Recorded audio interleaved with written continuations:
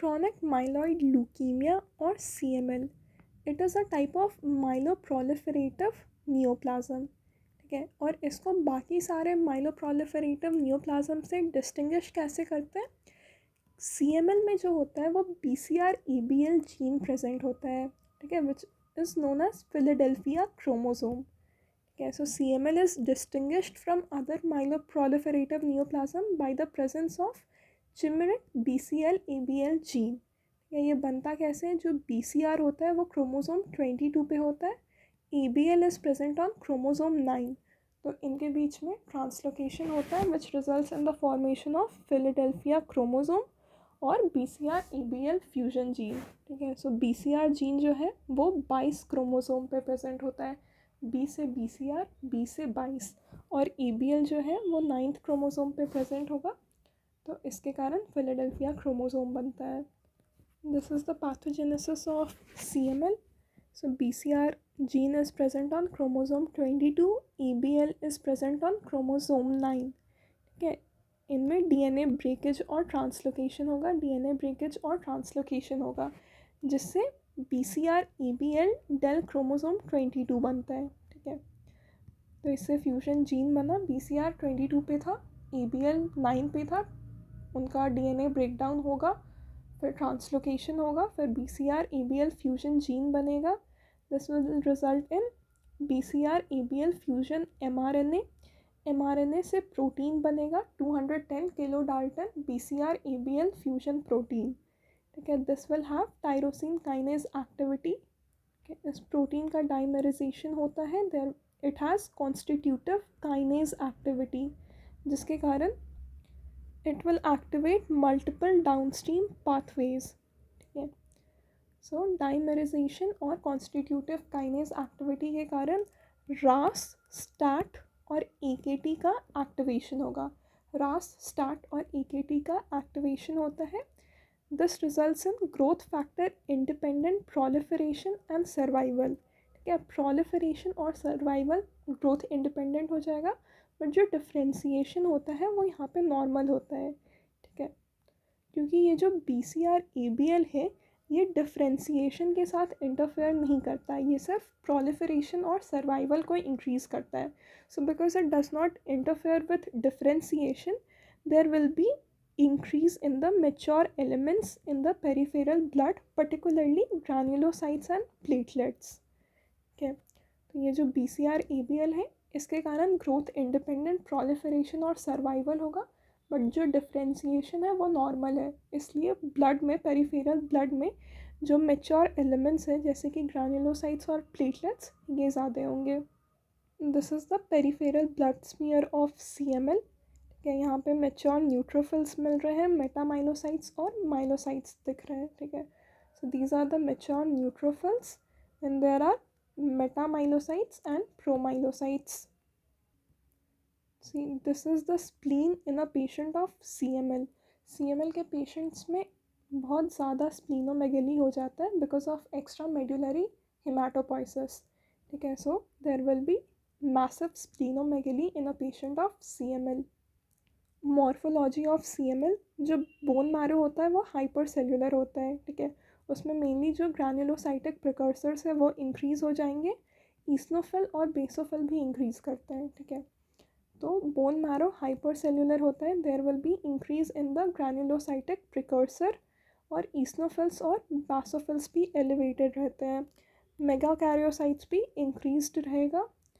एरिथ्रॉइड प्रोजेनेटर्स जो है वो नॉर्मल हो सकता है या डिक्रीज़ कर सकते हैं. ठीक है, माइलॉइड प्रोजेनेटर्स इंक्रीज़ करते हैं. ठीक है, एरिथ्रॉइड प्रोजेनेटर्स जो है वो या तो नॉर्मल रहेंगे या डिक्रीज़ भी कर सकते हैं. इसमें सी ब्लू हिस्टियोसाइट्स मिलता है. ठीक है, सी ब्लू हिस्टियोसाइट्स मतलब जो मैक्रोफेजेस हैं they will have abundant twinkle green blue cytoplasm, तो इसमें सी ब्लू हिस्टियोसाइट्स मिलता है. Histiocytes are a type of macrophages only. Leucocytosis जो है इसमें बहुत ज़्यादा होता है, इट्स ग्रेटर देन 1 लाख पर मिलीमीटर क्यूब. ठीक है, this is very important. CML में लूकोसाइटोसिस इज़ ग्रेटर देन 1 लाख पर मिलीमीटर क्यूब. जो टोटल WBC काउंट होता है इट्स मोर देन 1 लाख पर मिलीमीटर क्यूब.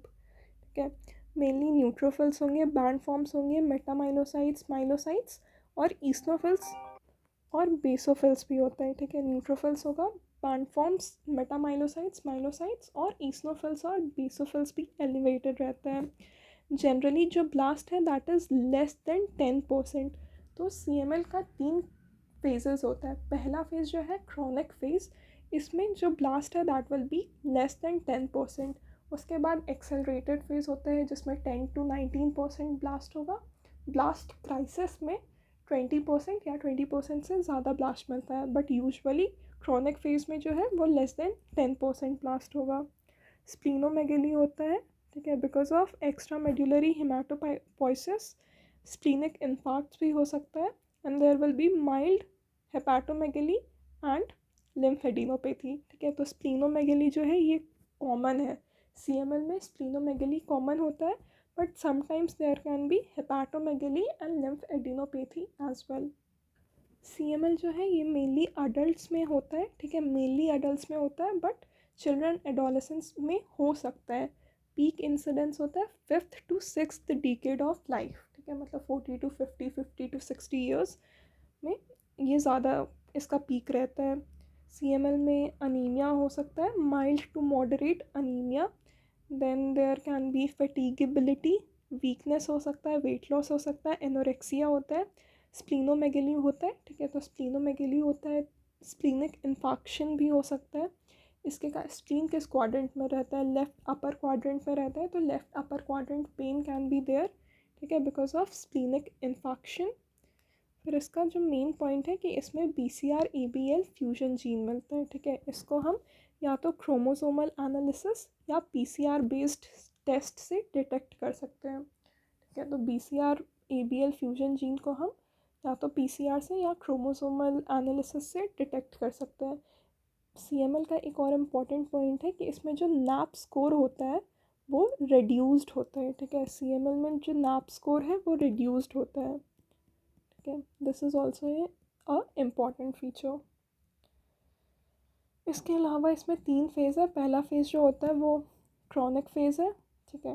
फिर एक्सेलरेटेड फेज़ होता है and the last phase is blast crisis. पहले क्रॉनिक फेज़ था, एक्सेलरेटेड फेज़ आया, उसमें there will be more anaemia, more thrombocytopenia, more बैसोफीलिया।